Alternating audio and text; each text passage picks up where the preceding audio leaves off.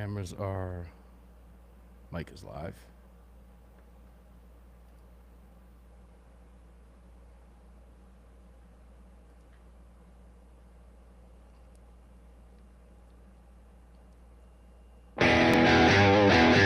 Cameras up.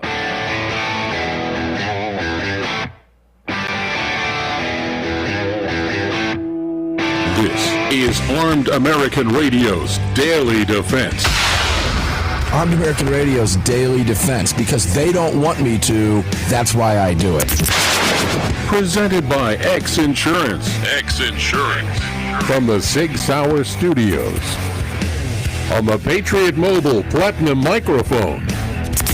Here is your host, the loudest conservative voice in America fighting the enemies of freedom, Mark Walters. Welcome in, ladies and gentlemen. Armed American Radio's Daily Defense on a Thursday begins right now. I am Mark Walters, sitting in the 6 Hour Studios with you in front of the Patriot Mobile Communication and Command Center microphones, all being brought to you, of course, by the great X Insurance. Greg in Dallas, Texas, how you doing down there? We're not too bad. You're hot down there today, aren't you? Yeah, it's not too bad. It's like 70-ish, in the mid-70s. Yeah. Could be worse. It's getting kind of hot here, so we like that. It's that time of year. Love it very much. If you would be kind enough to tell people where to watch the program on social media, and we'll take it away for the first half hour. And then Cam Edwards can be joining us for the bottom half of the show today. That'll be fun. All right, sure. If you want to watch the show, just do a search for Armed American Radio with Mark Walters on Rumble and YouTube. At X, it's at AAR Mark. If you want to join our live chat, just head on over to your app store, grab the Telegram messaging app, create your profile, and search for Armed American Radio Conversations. And, of course, I'm tasked with the Facebook gig, facebook.com/Armed American Radio. You can watch us live over there and comment. Welcome in, guys. Let's get started.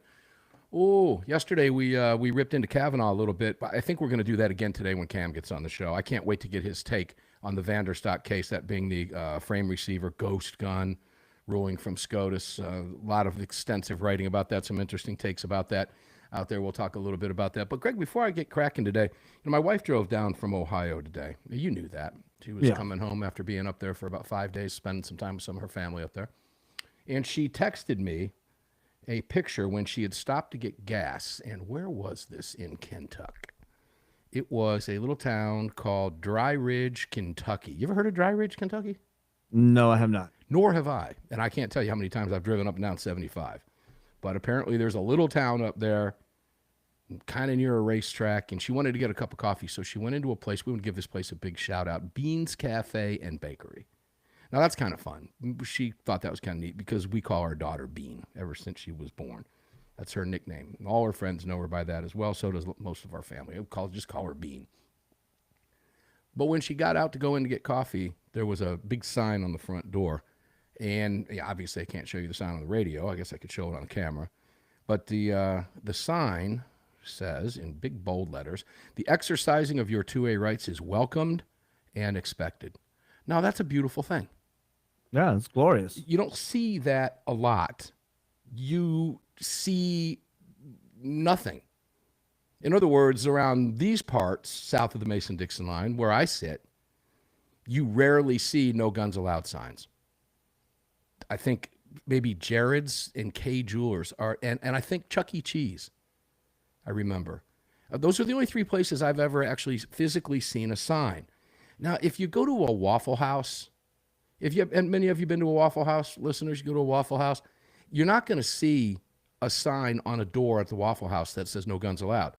But if you pay attention, Greg, I don't know if you've ever noticed it, but up on the wall outside, on the brick wall of a Waffle House, kind of like high up, is a little yellow sign that says no firearms allowed on these premises. Now, that would be, I would presume that to mean the parking lot as well, too, right? I would assume. Yeah, okay. All right. Sure. I've openly carried in Waffle Houses. Never had a problem. We've covered stories over the year where open carriers, at least here in the state of Georgia, have stopped potential armed robberies because they were openly carrying in the store, where guys had come in to rob the place, seen some guys with guns, turned around and went out. We've covered a number of those over the years. So I guess, I've made a call to local Waffle Houses before and spoke to management, and they will only toe the company line on the phone. They have to, right? Sure. Yeah. What? It's company policy. I can't tell you, we're no guns, and you can't bring your gun in, this, that, and the other thing. But they're faced with something unusual in Georgia. It's not against the law for me to bring a gun past a no-gun sign in this state. So hence, if I've ever been to a Jared, and I had to pick up a watch many years ago, if I've ever been to a K Jewelers, and I have been, and if I've been to a Waffle House, yeah, I like Waffle House. Can't eat that stuff all the time. Kind of stays with you. You know what I mean? Yeah. It's good, though. It's kind of like McDonald's. Good going down. Stays with you for the rest of the day. But I've been in every one of those establishments armed, including Chuck E. Cheese. When my kids were real little, and I think we only went to a Chuck E. Cheese one time. But I did call the Chuck E. Cheese afterwards to tell them that I was armed and I was not in violation of the law. They should change their policy. Now, that was in Kennesaw, Georgia. Do you really think the manager in a Chuck E. Cheese at Kennesaw doesn't think in Guntown, USA, where it's a county or a city ordinance, a town ordinance, where every home has to have a firearm? Do you think it's shocking that somebody would go in there lawfully carrying a gun in a Chuck E. Cheese? Because I can promise you the manager there had no problem. Yeah, I don't doubt it one bit. It's a corporate thing, right? So they got to toe the line. Yeah. Costco supposedly has a corporate no-gun policy. I can't tell you how many times I've been in a Costco with a gun. I can't tell you. Let me put it this way. I've never been in without one. How about that? That's probably the easier way to say it. Probably easier, yeah. I've never been in without one. Now, Media Matters picked up on that one time. I think it was Media Matters. And wrote a story about me, put my mug up on there. It says, prominent pro-gun rights radio host laughs off breaking the law in Costco. Okay. If you remember that story. However, yeah. You remember that? Yeah, I remember you talking about that. We had fun with that because that's not what I said. And it was interesting because in the article that they wrote about me in my comments, they actually included a live link to the entire show. So you could go in and listen to and realize that everything they said was a lie in what they put in print. But I think they do that because they know really their listeners probably aren't going to do that anyway. But at least they did it. So we called them out on that because it's not a violation of the law in the state of Georgia to carry a gun past a no-gun sign. Now, you can get yourself in a little bit of a twist if somebody notices you're carrying a gun and says, hey, well, I'm sorry, there's no guns allowed in here. I'm sorry, it's corporate policy. I hate to do this, but we've got to ask you to leave. Because if that happens, then you need to leave. Otherwise, you could, in theory, be charged with armed trespassing, right? I've never once heard of that happening. And for that matter, I mean, if you know how to conceal your firearm, who's going to know you have your firearm anyway? Very true. Right? So there's that. But it's great to see a sign like that. And I have seen a smattering of those around from time to time. Not here in Georgia. Not that. We just don't have signs, period. But it is good to see that. Now, I would say, how would I don't know. If we see a no-gun sign allowed, for the most part, we generally don't go in, right? Unless we kind of have to. Like, I had to go in Jared's that day because I ordered a watch, and that's where it was shipped. Yep. But I didn't go in there I didn't disarm in the parking lot and go in. I carried my gun in and picked up my watch. I mean, what place would be more likely to be robbed than a jewelry store? Yeah. Oh, come on. Jewelry stores aren't targets. No, not at all. Neither are banks. No, not at all. Not to a certain element, right? But yeah, so I didn't disarm to go in there. But as a general rule, I haven't been back in that Jared's ever. If I can go somewhere else, I will. And I had a similar thing where I was buying a gift, and it was available. I had to get it. I didn't disarm when I went in. I smiled at their little sign, just like I said when Media Matters hit me because I did the same thing. I just smiled when I walked into Costco. Now, there's no gun sign at Costco. So I don't know how serious they take that. But if you go to their corporate page, you can find it. It's in there. But nonetheless, I've never had a problem. As I said, I've never been in a Costco unarmed ever, anywhere. But at any place, any Costco I've ever been in. But when you see a sign like that, from our perspective, generally, most of the time, I will turn around and walk away unless I absolutely have to go there. I wasn't not going to go to my kid's birthday party that was, by group at Chuck E. Cheese. So I went in armed because I can do that. It's not against the law for me to do that. I just concealed my gun well. But for the most part, I haven't been back to Chuck E. Cheese. I generally won't do business or go into those places. For very few exceptions, like I just mentioned. What does an anti-gunner think when they see a sign that says, the exercise of your Second Amendment rights is welcome and expected? Do they not go in? I have no idea. I don't think I've ever thought about it in those terms. Yeah. So would the anti-gunner not go in there because we can exercise a constitutional right? Would they stay out? Because if that's the case, they wouldn't be able to go most places, period. 30. Particularly in most states across the country. So where do their convictions lie, right? I don't know. I have no earthly idea where they lie. But nonetheless, I thought that was interesting. When we come back, we'll talk a little bit about what's happening with concealed carry reciprocity. This bill is moving in the House. We'll talk briefly about it here. We'll also mention that when Cam Edwards gets here. There's some extensive writing about that at bearingarms.com. And before I go into the national reciprocity, which I might save for Cam, only because I have to go to Florida first, and that could take up the whole segment. Well, because, Florida, again, another huge disappointment from what used to be known as the gunshine state that just isn't anymore. Armed American Radio's Daily Defense continues. You got me for one more segment. Cam Edwards coming up at the bottom of the hour. We'll be back.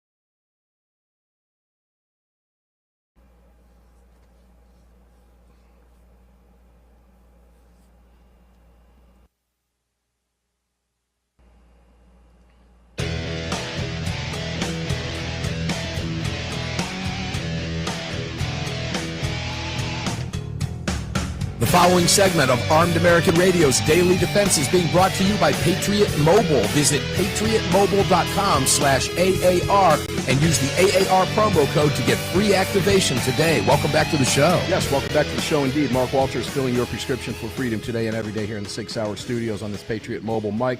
This is a Patriot Mobile phone, patriotmobile.com/AAR. Get yourself a month free over there. Lee Wamsgans is going to be here from Patriot Mobile tomorrow for a half hour, and we'll have a half hour with Paul Markle, student of the gun, as well. So make sure to tune into those guys. Patriot Mobile's got it going on, and Lee is such a great guest. So we'll see what she's up to and what Patriot is up to. Last time we spoke to her just a couple weeks back, she was at a pro-gun rights rally in Texas, of all places. I believe around Austin, Greg, wasn't it? I think Austin. Oh, yeah, I think so. Somewhere down there. That's a bright blue spot in the big red sea of Texas. Yeah, Travis County is not Texas. We don't claim it. You don't claim it. As No, we don't independent claim as Travis Texas County. is, you can get away with saying that because I love the Lone Star beer, the national beer of Texas, man. Exactly. I just got to love Tejas. Anyway, guys, make sure to check out all of our partners. You can find them all at armedamericanradio.com. Make sure to check out ammosquared.com, ammosquared.com. Busted well over 2,000 rounds stacking up over there when I got my email yesterday. You can do the same thing. And don't forget to check out danieldefense.com, that email list. You have until tomorrow to sign up over there and maybe win that icebreaker rifle. Man, that thing is one of a kind. Well, let's just put it this way. There's only one left, and you might win it. Armed American Radio listeners have won 2 of 4 of those promotions that we've participated in with Daniel Defense. So you got a shot, okay? Go check it out. But in order to do that, you got to visit danieldefense.com, get on their email list to do so, danieldefense.com, and that'll put you in there. We'll talk more about some of our other partners coming up. Welcome back to the broadcast. Let's keep the conversation going. Disappointment in Florida. Good heavens, man. It kills me because I consider Florida my home. I miss it every single day. Lived there for years, man. Spent my whole life wanting to get down there. You know, been going there ever since I was born. Grandpa lived there, all that fun stuff. Finally moved down to Tampa, Florida. A little bit later in life. I was about 29, 30 years old, somewhere around there. Seems like a galaxy away, right? But at that time, Florida was like, from a gun rights standpoint, just had it going on. Widely regarded as the most gun-friendly state in the country, otherwise known as the gunshine state. And man, it over the years has just gone downhill. And trying to figure that one out from a political standpoint is not easy to do. Years later, I moved to Georgia. Georgia was behind Florida at the time, but in just a few very short years, the work done at GA2A, then known as GeorgiaCarry.org, we just blew right past Florida in this state. Remember, Greg, when the Guns Everywhere bill passed? SB 386, and then constitutional carry. Everything just went the right direction here in this state, and Florida just lagged behind. You hope eventually they might get it together, but it doesn't look like it. They had another opportunity, and they blew this one off. And it was Florida Republicans, again, disappointingly joining Florida Democrats to defeat campus carry. Now, to be fair, campus carry is a little bit more of an uphill climb than something like constitutional carry should be or open carry should be. Or not too long ago, this show's been on the air long enough, ladies and gentlemen, we were fighting for concealed carry itself in states like Ohio and Illinois and elsewhere. So we've had a lot of movement. 16 years seems like a long time, but in the general scheme of things, it's really not. So there's been a lot of movement over the years. And in a place like Florida, you would think that they would, look, we can argue this all day. I'm not going to waste our time with it now. But if you remember back in 1987, it was Florida that gave us the permit structure, the basic permit structure that rolled across the country. Hence, it became known as the Gunshine State. Other states took up on it, and you have the modern permit system that we currently have today. Then you began seeing reciprocity, and we begin to come full circle because I shouldn't have to have a permit to exercise my Second Amendment rights. Kind of like the Biden years, we had to go through that to get where we are today, to get back to Trump. We had to go through the permit process debacle in order to get to constitutional carry, which is now more than the majority of the states, now 29. North Carolina just passing it. Is it going to move and sign? Hopefully. I think it's looking pretty good in North Carolina right now, but we'll wait and see. That will be state number 30. Florida passes permitless carry and doesn't go the full bore because, well, they still outlaw open carry. Now, you have Florida State Senator Alina Garcia, who voted with Democrats on Tuesday and defeated campus carry legislation by a 4-3 vote in the Senate Committee on Criminal Justice. And that would have been SB 814, would have taken up on Tuesday, giving Republicans the opportunity to allow college students to carry firearms on campus for self-defense. And here's what Randy Fine, who we just talked about on the show this week, who sponsored SB 814, he issued a press release on the bill back in February last month, and here's what he had to say. Adults should have the right to protect themselves on campus, particularly after so many universities across America chose to protect Muslim terror advocates over their own students. There is no magic force field that keeps criminals from carrying a gun onto campus. This bill will ensure that students have the same rights on campus as they do off. Now, here's what gets me on this, Greg. Yeah, it's a little bit more of an uphill climb. You've got a little bit more money coming in to fight campus carry bills. You know, it might take a few years to get through. We did the same thing here in Georgia. We heard the same nonsense arguments from the left, and then it passes. And guess what happens after it passes? Nothing. Everything the left predicts would happen simply doesn't happen. So I guess my question now would be, does Florida not get that? Can they not look to their neighbors and maybe make a phone call and say, how bad is it? Is the bloodshed really bad? And here, what bloodshed? It's not bad. It's good. It works. I don't know why we don't get that. So trying to figure out, in particular in Florida, Florida Senate politics is a little tough to do. But I'll go back to this again. Greg, it generally means follow the money, right? That and rhinos. Yeah, well, the rhinos, they're money. A lot of that's what makes them rhinos, right? They're taking money from somewhere. I don't know. We saw the same thing with Kay Ivey in Alabama. Still a head scratcher over there. I don't know if it's all entirely money oriented. I think oftentimes they also fall for the emotional argument that the left tends to bring towards the table and screaming and clawing their way back into some kind of gun control measure because they want gun control for the entire country. They want to make all of us like California, Illinois, New York. And that is what we are standing against. And they seem to think that this is the way the world is going, and you guys don't have a right to say so, even though the Constitution says so. Well, this is a world, in their world's going to AOC and Bernie as party leaders. So what does that tell you? And that's astroturfed. And I forget who said this, but it's the Democrats keep going to the 20% instead of the 80% where Americans are. They keep going to the 20. 30. As if this somehow this is going to endear them. Well, that's not going to happen. We are continuing to advance our gun rights, albeit it's not as fast as we'd like. So it's very disappointing to see this in a state like Florida. Florida should be an open carry state. Florida should be a pure, true constitutional carry state, which would make it a gold open carry state with no permit necessary required. That's what it was like in Georgia when I first moved here in 2005. In order to carry openly, you had to have a permit. So there's all that. Florida, huge disappointment, man. You got to start paying attention to who's running. Maybe primary some of these, but whatever you have to do, and clean the house up in the state of Florida. When we come back, Cam Edwards will be here. We'll talk about the Vanderstock ruling, Kavanaugh's comments and his concurrence, all that fun stuff. Get his take on that, and also, national reciprocity. That's going to be fun. Maybe some ways you haven't seen it or looked at it. We'll be right back.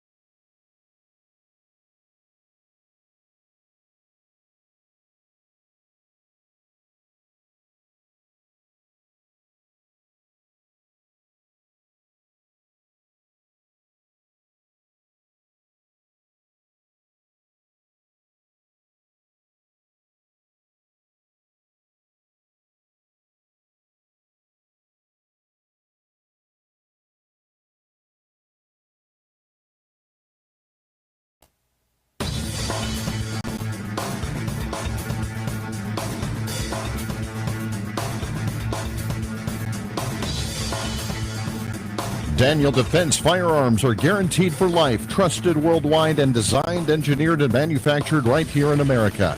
Daniel Defense, freedom, passion, precision. Yeah, Daniel Defense is freedom, passion, and precision. You can find them at armedamericanradio.com, as well as SIG Sauer, North American Arms. Pick up the Green Huntsman. Well, it doesn't matter. Whatever one of those little minis you get, I carry one with me every day. I've got it on my hip right now, and the things are wonderful. I just simply never leave home without it, and you shouldn't either. It doesn't matter what else you carry. This is the gun you can carry when you can't carry a gun. Make sure to visit NorthAmericanArms.com. Crossbreed Holsters has you covered. Heaven's Harvest has your food supplies taken care of. Barrel Buddies got your cleanings taken care of. And Bud's Gun Shop's got everything. Whatever you need, Bud's Gun Shop has it. And we'll be broadcasting from Bud's up in the great state of Kentucky here in the very near future. Next few weeks, we'll let you know when that happens, and we'll be live remote from their Tennessee location. Cam Edwards joins us from BearingArms.com and Cam and Company. Cam, welcome on board, brother. Hey, Mark. How are you? Happy Thursday. Yeah, happy Thursday to you, bro. So there's a lot going on. We're going to move kind of quickly so we can get it all in. Just to kind of stay on where I was in the previous segment before you got here, what another huge disappointing letdown in the state of Florida when Campus Carry was defeated in a bipartisan fashion. What is going on in Florida politics, Cam?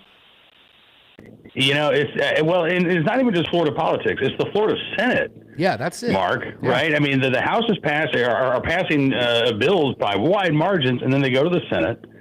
And, you know, they're facing a very uncertain future. Now, this was a bill that originated in the Senate. This was from Senator Fine. It was actually the last bill that he carried because he's running for Congress.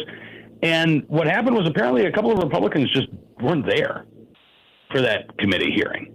So we don't know how they would have voted, but, you know, sometimes they play these games where they don't want to vote against a bill, so they just don't show up. I had to go see the doctor or something like that. I don't know if that's what happened or if this was incompetence on the part of these Republican senators who absented themselves. But, you know, you've got the Senate president. It used to be Kathleen Passidomo, and she was the one that was standing in the way of constitutional carry, right? So she was term limited out. Now, this new guy, Senator Ben Albritton, he's, you know, apparently on the fence about running the House bill that was just passed that would lower the age to purchase a firearm back to 18 for long guns. So, you know, you've got the support of the governor. You've got the support of the House. I have a feeling that if this bill got to the Senate floor, it would pass. Yeah. But the problem, once again, seems to be with Senate leadership. That's been the ticker through this whole process.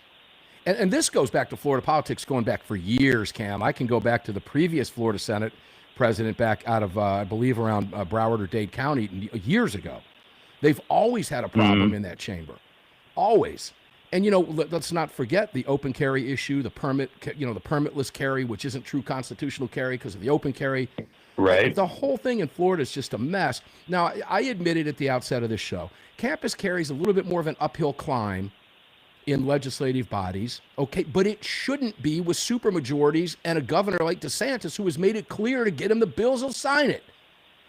So, I think that's exactly right. I mean, you look at what happened just this week, where South Dakota Governor Larry Roden signed campus carry into effect. And I got to tell you, Mark, we had Michaela Boyd, who's the state senator who ran that bill, on the program today.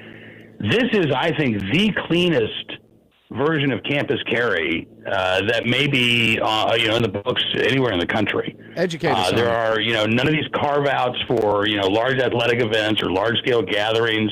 There are very, very few gun-free zones, quote unquote, on these college campuses. Basically, rooms with chemicals, MRIs, where you don't want to bring guns around anyway, right? But this is a very strong bill. They got it done in South Dakota. They've got that pro-gun supermajority you just talked about that they have in Florida. But they're actually doing this. They're actually getting bills done, as opposed to making excuses about why they're not going to be working on pro-gun legislation.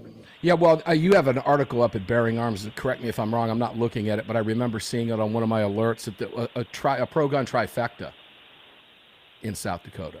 Yeah, that's right. So campus carry was one of them. There was also a bill that clarifies that governments cannot prohibit employees from lawfully carrying on the job where the public can carry. So that's a big step. And then also repeal the prohibition on lawful carry in bars. You still can't drink, but if you're the designated driver, you want to have your firearm with you, you can do that. And then the third bill clarifies that those with concealed, basically cleaning up the language about the Federal Gun-Free School Zones Act, so making it abundantly clear that if you have a concealed carry license, you can have your gun in your car with you when you pull up to school to pick up your kid. You can even, place it in the trunk of your vehicle if you have to go inside the school. Basically, some cleanup language, but still a good bill. Yeah, and they got all that done in a matter of weeks in South Dakota. Boy, wouldn't it be nice to see that happen in the great state of Florida? Get that moniker back to Gunshine State. Sorry, Florida, you're listening on a number of stations, but you don't own that moniker anymore. Super majorities can't move these basic bills, these pro-gun bills. It's frustrating. Now let's go to national concealed carry reciprocity. There's a lot to talk about with this. It's moved through the House. I'm feeling a little better about this bill, Cam. I think, I don't know why. The Senate is going to be the problem, clearly. But as you write over at Bearing Arms, and I know AWR has written about it, and as we're going to talk about here, the filibuster, the Dems can stop this, but the political wheeling and dealing that can go on in a compromise issue to maybe make the Dems feel like they're getting something, I have a feeling that this might move. And that's just a gut feeling. I could be wrong about that, but I'm leaning more towards it's likely not. However, I think there's a chance here with some political wheeling and dealing. Am I being overly optimistic here? I think you might be a little overly optimistic, but listen, let's see what John Thune can do, right? And what kind of deal he can put together. Now, the catch would be, would that deal be acceptable to gun owners, right? Let's say he gets a deal on the table. Right. What are we going to give up in exchange for national and constitutional carry reciprocity? I can answer that. I can, because this is part of the question. There's part of the concern on the bill. If it passes cleanly and it moves through the Senate and they're able to get this to Trump's desk, what happens if you live in a constitutional carry state and you do not have a permit, right? But we've been telling people for years, if you live in a constitutional carry, I keep a Georgia carry permit here. I don't need it, but I keep it because I travel. Well, most of the places I travel now, my permit's not required, but you never know when that might change. So I keep that permit for that very reason. This bill, if it passes cleanly, is not a requirement. If you live in a constitutional carry state, your driver's license becomes your permit in that state. So that's something I could see that might be negotiated down. Possibly. I would think just given the Democrats' hostility to constitutional carry, I would think at a minimum that would probably be a starting point. I worry that, again, if a deal was going to be struck, what it would look like, whether or not you get the buy-in from Second Amendment groups, right? Because if Democrats go after any sort of hardware ban, even if it's, they want to enshrine a ban on quote-unquote ghost guns, in federal law, that's going to be a real issue, right? Because we shouldn't have to give up anything in order to get our constitutional rights. And then we frame it. Look, let's be real. And if that happens and it's a compromise, here's the way our side's going to frame it. Okay. And while it's true, it shouldn't be this way. But hey, we'll take the inch, right? And go back and fix it later. Let's at least advance the bill. The pure absolutist says, no, bullshitaki mushrooms, not going to happen. I don't care about the inch. I want the whole enchilada, right? So it's everything in between there. And we're going to see that because you can't please everybody all the time. It's that simple. I don't care who you are. You just can't do it. There's people out there that think I'm anti-gun, bro. Whatever. I hate to tell you this, but you too, Cam, you're part of that establishment too. You're just an establishment gun guy. They're out there. Listen, we're going to take a quick break. When we come back, I can't wait to take you to the SCOTUS Vanderburg case.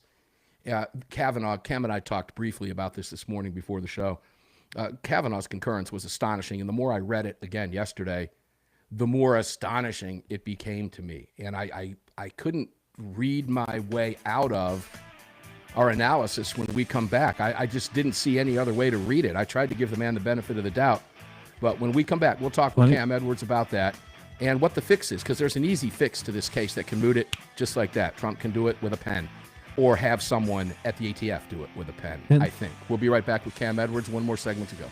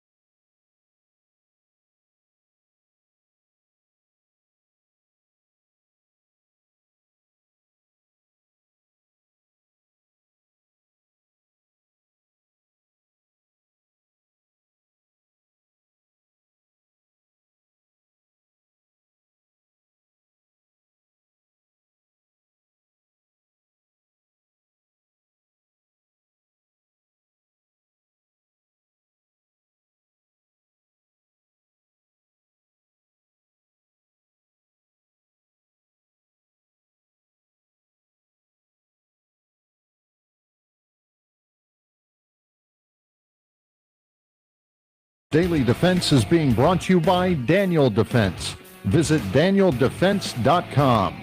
Now, back to the show. Back to the show indeed. Final segment with us on a Thursday. Armed American Radio's Daily Defense here in the 6 Hour Studios. Mark Walters filling your prescription for freedom today and every day on the Monday through Friday show. Of course, we're sitting in front of this Patriot Mobile Communication and Command Center microphone. And just a reminder, Lee Wamsgans from Patriot Mobile will be here with me tomorrow for a half hour, as will Paul Markle, student of the gun, to round out the rest of the hour in the bottom half.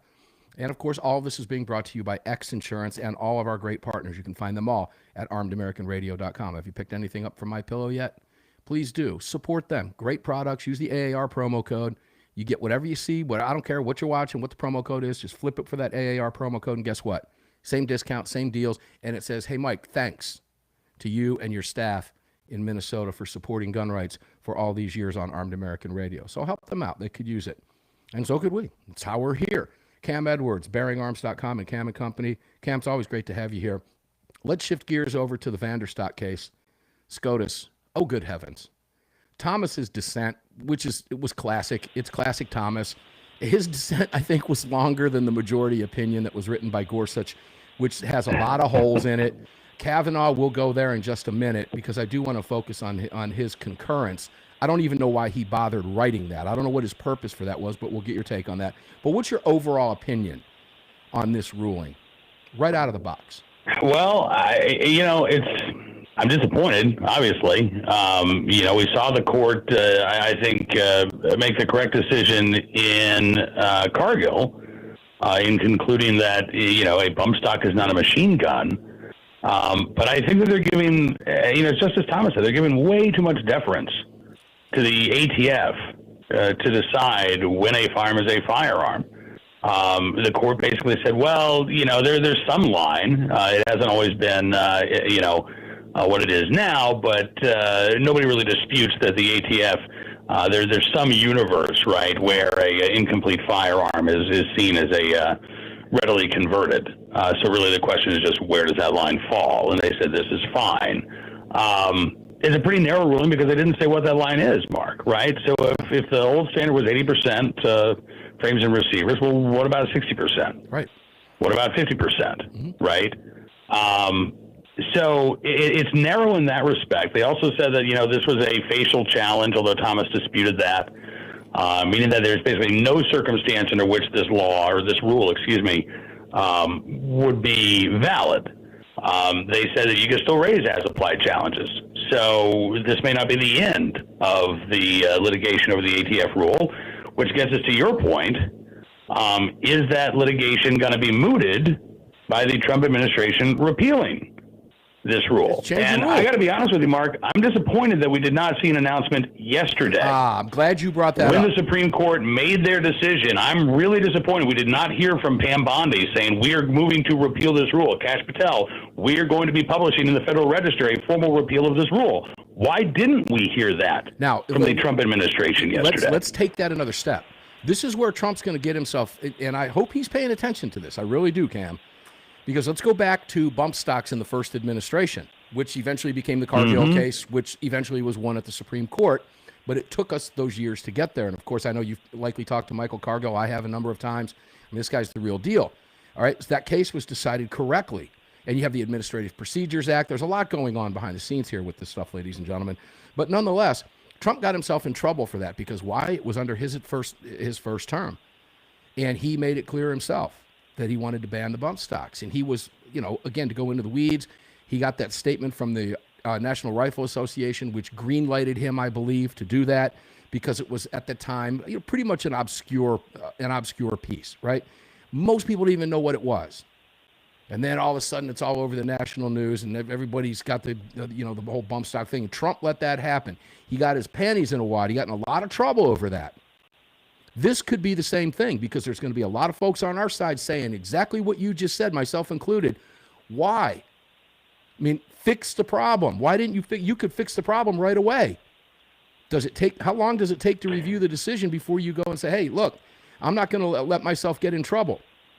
Did Don Jr. not get in his ear and say, come on, Dad, fix the problem? You don't want that pro-gunners on our side coming after you for this now when it's so fixable.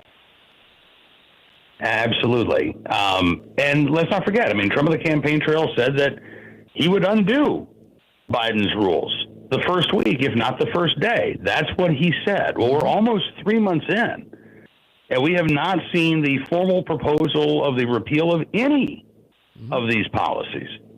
So, listen, I mean, I'm willing to give Trump the benefit of the doubt. I don't think Trump is going to do another bump stock move. I just get the feeling that he's learned that political lesson. But a policy of benign neglect is not enough when you've got, a Supreme Court that is unwilling, it seems, to take up a semi-auto ban, when you've got a very aggressive gun control lobby at the state level. Leaving gun owners alone and leaving the status quo in place is not enough. No, and this could be his bump stock if he doesn't handle this right. This could turn into that. How dare you leave that ATF rule in place? Fix the problem. Oh, and by the way, Bondi, where are we at this stage of the game? So each week that goes by, it's getting a little bit harder and harder to continue to give the benefit of the doubt, isn't it? You feel that pressure? It is. And I think, look, at a bare minimum, I think we can say that Second Amendment issues are not a top priority of the administration right now. I get that. They're focused on immigration. They're focused on, the economics with the tariffs. They've made the right moves to put people in place. Like, I don't disagree with putting Kash Patel in as head of the ATF and the FBI. I like Robert Leiter in as the lead counsel for the ATF. But those people now have to take action, right? That's what we want to see. We want to see movement. We want to see these promises fulfilled. We don't want to be stuck in the back burner. I don't know if this is going to be Trump's bump stock moment, because, again, doing nothing is a little bit different than actively doing something that, hurts gun owners. But inaction is not enough, right? So, I hope that, again, I would have liked to have seen it yesterday, would have liked to have seen that announcement today. Maybe we'll get it tomorrow. But I hope that it happens soon, because you're right, the frustration is building among Second Amendment advocates. Yeah, we're being told, and I use this little euphemism about Bondi. She has a tendency to get out over her skis, okay? And I get that, but you can't keep doing that. You can't keep telling us all these great things and then we not see any action. We want to see prosecution. We want to see somebody cuffed. We want to see a perp walk. We want to see something reversed. We want to see something changed. We want something specific. This rule, this rule, this rule. Oh, and by the way, when it comes to litigation, we're walking away from this case, this case, this case, this case, and this case. We want to see that, Cam. I'll give you the last word. We're about ready to end this hour. Please tell people where they can find you and read you and hear you and all that great stuff, because you're just awesome. Oh, I appreciate that, Mark, and I always appreciate the chance to spend some time with you, man. So folks can just head to BarronArms.com. That's where you can check out my posts, my colleague Tom Knighton. We also have some contributors like Ryan Petty, John Petrolino. Also, you can find the Barron Arms Cam and Company podcast. As I mentioned, we talked with South Dakota Senator Michaela Voida on today's show, so I'd encourage folks to check that out. But we do it every Monday through Thursday. And Mark, I know we'll be talking to you again before long, man. If not here, then certainly in Atlanta in a few weeks. Yeah, it'll be here before there, but we will certainly see you face-to-face in Atlanta. Ladies and gentlemen, if you haven't made plans to get to the NRA convention, it is in Atlanta. Make sure to come down, come up, come over, whatever, to get you here, and come shake paws with me and Cam and whoever else is going to be there, and there's going to be a lot of fine folks there. We'd love to meet you and shake your paws. Cam, thank you for everything that you do. Ladies and gentlemen, Armed American Radio is going to get up and do it again tomorrow because they don't want us to. We will continue to talk about these issues every single day on behalf of Americans, gun owners, and our Second Amendment rights as we continue to try to advance that. Enjoy your day. Stay safe, and I'll see each and every one of you on the radio tomorrow.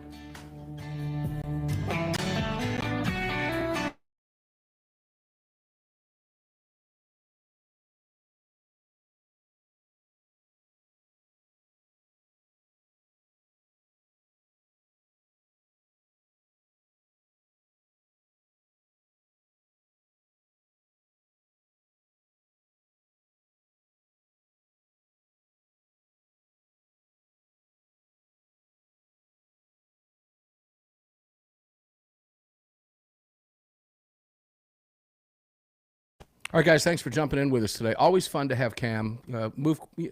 Buckle in, man. The hours fly right by. But thanks for tuning in. I do appreciate it very much.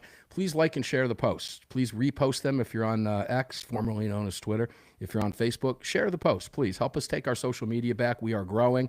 Our podcast numbers continue to grow every single day, and we couldn't do it without you. Thanks for jumping in with us. Enjoy your day. Stay safe. And remember, we'll see you on the radio tomorrow.